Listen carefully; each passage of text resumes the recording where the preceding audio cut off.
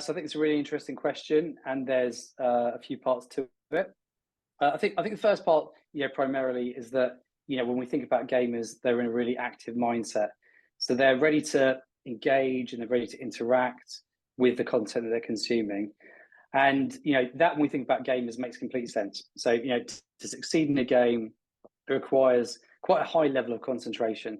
So depending on the type of game that you're playing, that's either going to need fast reactions for some types of games, but it could also require sort of deep thinking if you're playing a different type of game. But either way, I think what we see is that people are blocking out distractions, and how that kind of bakes out is that we see quite compared to the rest of the market, we see little in the way of second screening. So gaming, people that are gaming are very focused in actually the task at hand at that point.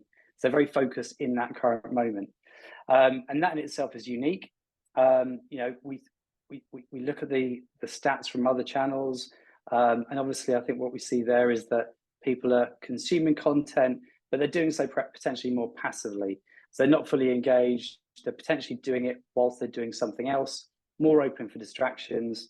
So I think this kind of active kind of mindset, this in itself kind of creates quite a powerful moment in itself for brands to engage with audiences. So at this point, audiences are really kind of quite receptive and genuinely engaged. They're genuinely engaged in the content and receptive to audiences. So the second part, I think, then is kind of moving on to what in gaming is quite famous for, and that's kind of the actual ad experiences and how brands can communicate. So obviously we've got the the engagement part. So I think we've got in gaming is quite famous for its the level of innovation that we can apply to the ad experience. But I think when we look at what's happened over the last couple of years, and particularly when it comes to video, is that we see a real kind of spike in adoption for in-game video. And I think developers, gamers, people like ourselves working with developers have done a really good job of creating a video format that delivers a lot of key metrics for brands. So when we think of the kind of key brands the key metrics rather that brands are looking for, this is kind of full screen, it's audio on, and it's video play to completion. And each of those we could dive into, but just on the last point around video on completion, we're delivering kind of pretty much 90% video completion, and the average in APAC is 14%. So I think we think that we're delivering video as it was intended, and so that's super strong in itself. And we've obviously got the option for then interactivity and engagement that goes beyond that. Then looking kind of a step further and what those two things mean, as attention is a big theme. It's a growing theme, particularly in the region. But what these two things, so the mindset plus the ad experience, plays out to really good attention scores. So I think it's taking a step back. I think attention is rightfully becoming the more important metric versus viewability when people are assessing the quality of their ads. And there was a study from eMarketer that came out a couple of weeks back, looking at the percentage of advertisers that are going to look at the attention as being their primary KPI, and that's super high over the next couple of years. So we're really I think bullish around the value that attention plays, and unashamedly that's because we perform brilliantly for attention, and that's across we work with a number of different providers, but irrespective, we and I'd say in-game, in-app gaming performs incredibly high for attention. So when you look at the time spent and the number of seconds that's generated in terms of attention, we're more than double what Google is for their non-skippable formats, and we're 10 times more effective than outstream video providers. So I think when you bring all of those things in together, I think we're quite confident that we deliver almost the impact and the attention of cinema, but that's then combined with the scale that gaming provides, which is obviously vast.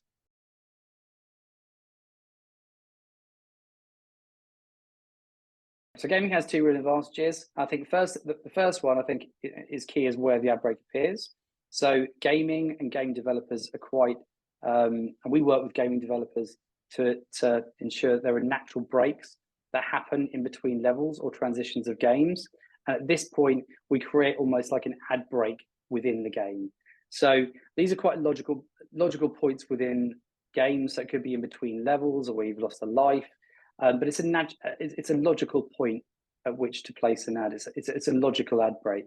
And I think the consumers, the gamers appreciate this, so they understand when the ads are going to appear. And also these ads are appearing at low frequency. We're not looking to sort of stack up 2, 3, 4 ads at a time.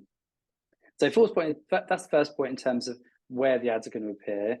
I think secondly, and this relates back to what we're seeing as kind of one of our most growing and popular formats, is the rewarded video. And this is where the actual ad experience isn't forced in any sense. So people are actually opting into targeted ads, knowing that they'll get something in return. So the idea here is that, you know, through opting into a targeted ad, you actually get something, a value that could be a lifetime credit that is of immediate value to the game that you're playing at that moment in time. So almost going back to the question of, you know, are ads intrusive and how do we avoid that? With, you know, particularly looking at the rewarded video experience, far from being intrusive, the ads are actually enhancing the user experience. So advertising is actually helping the user in that scenario to succeed and elevate their gaming experience. So I think that's quite unique to any other channel where advertising is a genuinely, it's a value and it's a genuine utility to the user rather than being a blocker. And I think this in itself creates a win-win both for the advertiser because they get great metrics, but then also for the audiences who have an appreciation for the advertisers that are giving them that.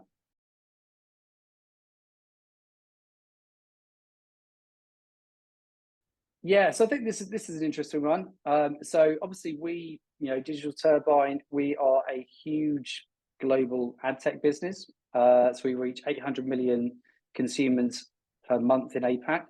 Our SDK sits on 80,000 apps. So, upfront we have an enormous amount of publishers, we have an enormous amount of supply that's flowing through. And off the bat, we have an awful lot of data signals that are coming through directly from these publishers. So what we're doing is kind of, working with brands to understand who they're trying to target, the signals that are coming through, and essentially creating audiences that meet those criteria. So reducing 800 million, obviously down to a very kind of, in most cases, quite niche audiences. I think what's happening interestingly in the region now is increasingly clients are looking to actually apply their first-party data to our supply. That's happening in quite limited numbers, but I think it's a growing trend and one that's going to continue to happen. So that in itself is helping to create these targeting pools. Alongside that, we're still using third-party data, of course, though there's a greater topic around that. And I guess probably finally is thinking about kind of what our position is in the ecosystem. We're one of the largest SSPs globally. We have a very deep integration with Google, with DV360. So if a buyer, a trading desk is looking to apply any of Google's or DV360's audiences or affinities onto our supply, then they can do so alongside the the targeting that we provide to actually kind of enhance and refine those targeting methods further.